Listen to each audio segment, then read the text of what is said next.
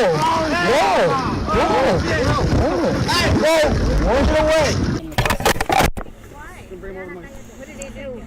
way.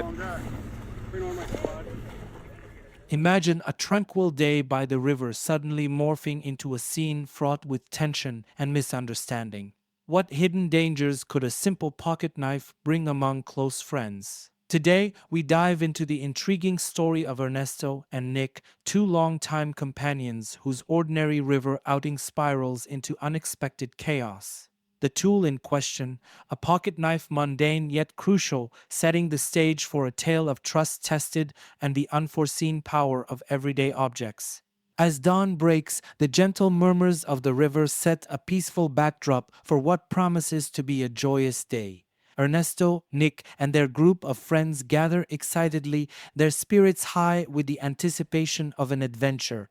The river, glistening under the early sunlight, invites them to leave behind the everyday hustle and embark on a journey filled with laughter and camaraderie. Amid the cheerful chatter and the loading of supplies, a seemingly minor detail captures our attention: a pocket knife. At Ernesto's request, Nick brings along this small but vital tool, known for its versatility in outdoor settings. Ernesto knows the challenges of the river last year. They struggled with tangled ropes and cumbersome gear. This time, he's taking no chances. The knife, a compact model with a sturdy handle and a sharp blade, is intended for practical tasks like cutting cords and crafting makeshift repairs. Its presence reassures the group that they are prepared for the unexpected. As they push off from the bank, the excitement crescendos. Each paddle stroke propels them further into nature's embrace, but little do they know the knife in Nick's possession will soon transform from a simple tool to a pivotal element in a dramatic turn of events. This day by the river was meant to be a break from worries, yet it will test the bonds of friendship in ways they never anticipated. The river flows steadily as Ernesto, Nick, and their friends find their rhythm amidst the gentle currents. Laughter and stories fill the air, blending seamlessly with the sound of water lapping against their rafts. The atmosphere is one of pure relaxation, a perfect escape from the mundane. As the sun climbs higher, the group stops to enjoy a secluded spot along the riverbank. It's here that the day takes an unexpected twist. Amidst the revelry, Ariel discovers his phone is missing, presumed dropped somewhere along their path. The mood shifts abruptly. The phone isn't just a device, but a repository of cherished memories and important contacts. Panic sets in, and the group scrambles, retracing their steps in their minds. Recalling the previous year's dilemma with tangled equipment, Ernesto had earlier insisted that Nick bring along his pocket knife. This time, its role becomes unexpectedly crucial.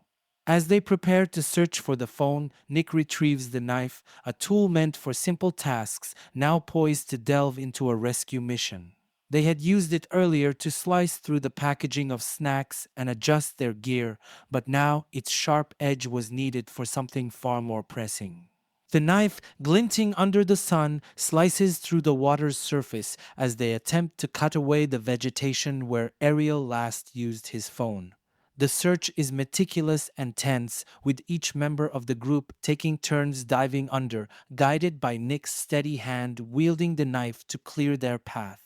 But as the search intensifies, so does the strain among the friends. Accusations fly and suspicions mount. The knife, once a symbol of preparedness and safety, now edges them closer to conflict, slicing not just through river weeds, but the trust that had bound them together. As the search for Ariel's lost phone becomes more frantic, the atmosphere among the friends shifts from casual fun to palpable tension. Nick, with his trusty pocket knife, takes the lead, carving through thick underwater brush in hopes of uncovering the missing device. His actions, meant to aid, instead begin to stir unease among some onlookers along the riverbank who misinterpret his frantic movements. The situation escalates quickly. Voices raise and tempers flare as the group's cohesion begins to fray. The knife, flashing through the sunlight as Nick slices through another swath of river grass, becomes a focal point of growing concern. Misunderstandings breed wild theories. Some bystanders speculate wildly about the reasons for such urgency, suggesting motives far removed from the simple truth of searching for a lost phone. Amidst this chaos, an argument breaks out. One of Ariel's friends accuses Nick of overreacting and exacerbating the situation, questioning why such a sharp blade was necessary for a leisurely river trip. This accusation strikes a nerve, and Nick, feeling both defensive and misunderstood, raises his voice to assert his intentions were purely helpful. The group's reaction is a mix of support and skepticism.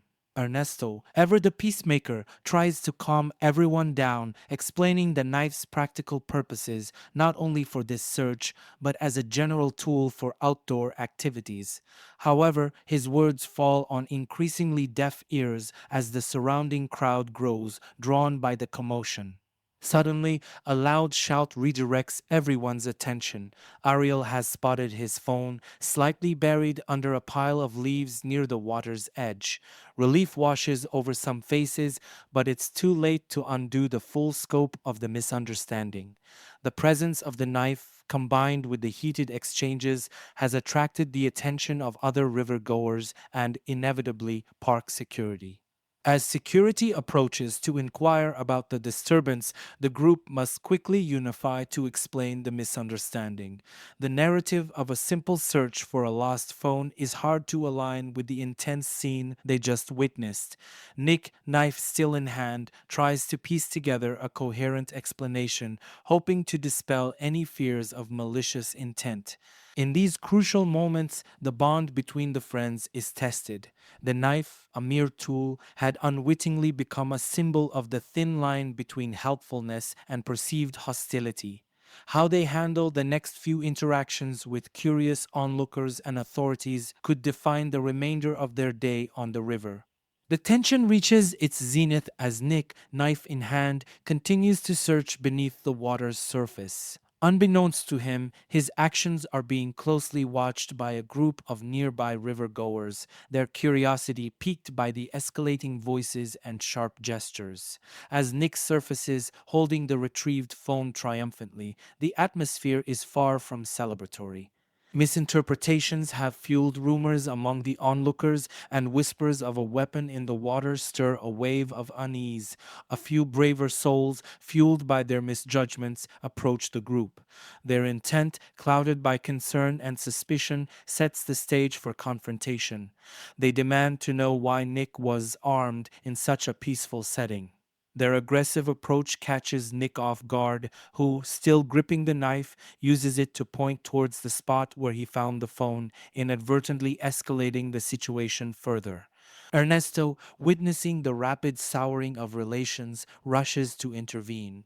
From his perspective, the day has spiraled into absurdity. He knows the knife is merely a tool, but under the scrutinizing eyes of fearful strangers, it appears as a threat. He attempts to clarify the misunderstanding, explaining the knife's role in their adventure and the innocent nature of their activities. Despite his efforts, the tension boils over. A physical altercation breaks out as one of the confrontational rivergoers attempts to snatch the knife from Nick's hand. The struggle is brief but intense, with splashes and shouts drawing an even larger crowd. Ernesto, caught in the middle, tries to separate the parties, his voice raised in desperate peacemaking. The conflict peaks as park security arrives, drawn by the commotion. They wade into the fray, questions at the ready, as they try to piece together the sequence of events. The group, now under the watchful eye of authority, feels the gravity of the situation. The day meant for relaxation has turned into a public spectacle, with their unity and intentions under scrutiny. As the police intervene, the air thickens with tension but slowly begins to clear as explanations unfold. Ernesto speaks earnestly, his voice steady as he recounts the purpose of the knife and the benign intent behind their day's activities. Nick, visibly shaken but composed, corroborates the story, presenting the newly found phone as evidence of their true mission. The officers, assessing the situation, decide no further action is necessary, much to the group's relief. Reflecting on the day's events, Ernesto muses about the misunderstandings that almost turned a simple tool into a weapon in the eyes of strangers. He praises Nick's character, emphasizing his friend's usual calm and helpful nature, starkly contrasted against the day's unusual drama. In times of crisis, Ernesto notes, true colors show. Today, Nick proved his mettle not just as a handyman but as a steadfast friend under pressure. Today's river adventure serves as a profound reminder of the delicate balance between perception and reality, especially under the lens of crisis. The misunderstood knife, a mere tool for readiness, nearly undermined the sanctity of friendship and trust among strangers. This story highlights the importance of preparedness not only in terms of physical tools but also in managing perceptions and interactions in tense situations. As we reflect on today's narrative, let's remember the vital role that trust and clear communication play in maintaining harmony, even in unexpected adversities. Friendship, much like the river, can run deep, revealing strengths and vulnerabilities that bind us closer or test our bonds. Remember to like, subscribe, and share your thoughts below. Have you ever found yourself in a surprising situation with friends? What lessons did you learn about trust and preparedness? Tell us your story.